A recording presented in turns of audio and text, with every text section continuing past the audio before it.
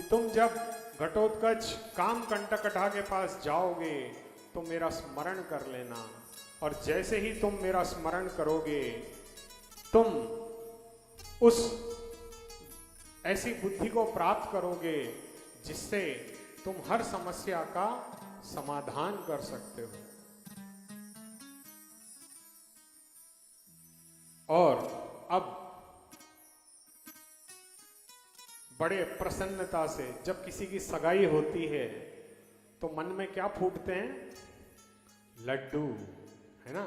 हरियाणा में तो लड्डू की बहुत प्रमुखता है। अब घटोत्कच से हमारे युधिष्ठिर जी पूछते हैं कि भाई तुमको ये रिश्ता पसंद तो है?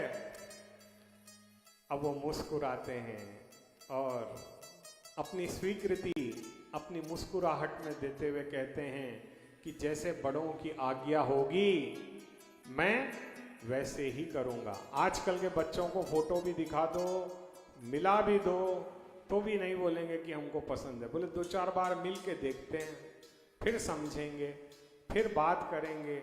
आपको क्या पप्पा जी, जब देखे शादी की लगी रहती है। पहले हमें सेटल होने दो। और ये हमारे भारत देश की सबसे बड़ी समस्या है कि हम मरते दम तक भी सेटल नहीं हो सकते। कोई कारोबार किसी भी व्यक्ति से आप पूछो कि भैया आप कारोबार में सेटल हो गए, तो बोलेगा नहीं जी अभी भी काम बाकी है। ऐसा कोई नहीं है जो सेटल हो सके। तो हमें सेटल तो लास्ट डे तक होना नहीं है, लेकिन शादी की एक आयु होती है। पुराने समय में भले ही 15-16 साल में कर देते थे, लेकिन आज हमारी भारत सरकार ने 21 साल का प्रावधान रखा है।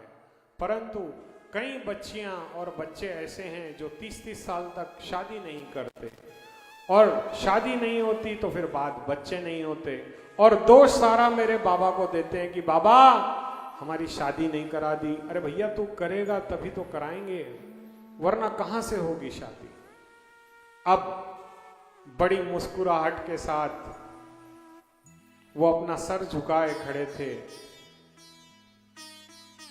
अब होता है ना, जिसकी भी सगाई अब हम आज पूछें किसी से, कोई भी कन्या से, क्या बेटा पसंद है, तो वो पूरे अपना मुस्कुरा के बताती है कि हाँ मुझे पसंद है।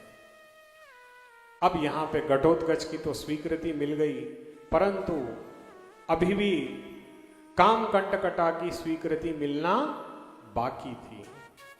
अब यहाँ पर जैसे ही पता चला कि घटोत्कच आया है, उसकी माता द्रौपदी, क्योंकि वो भी माता ही है, तो वो भी आई, उसने भी आशीर्वाद दिया। दादी कुंती ने उसे गले लगाया, उसे आशीर्वाद दिया। सभी का सुख आशीर्वाद घटोत्कच को प्राप्त हुआ। और घटोत्कच ने कहा कि हे ज्येष्ठ पिताश्री, मैं अभी वहाँ प्रज्ञ ज्योतिषपुर जाऊंगा, परंतु उससे पहले मुझे कोई सेवा दीजिए जिससे मैं अपने पिता वंश की सेवा कर पाऊं। आज के युग में बच्चे अपने माता पिता को वृद्धाश्रम भेजने की सोचते हैं, और वहाँ उस युग में माता पिता की सेवा करना ही सर्वोपरि माना जाता था।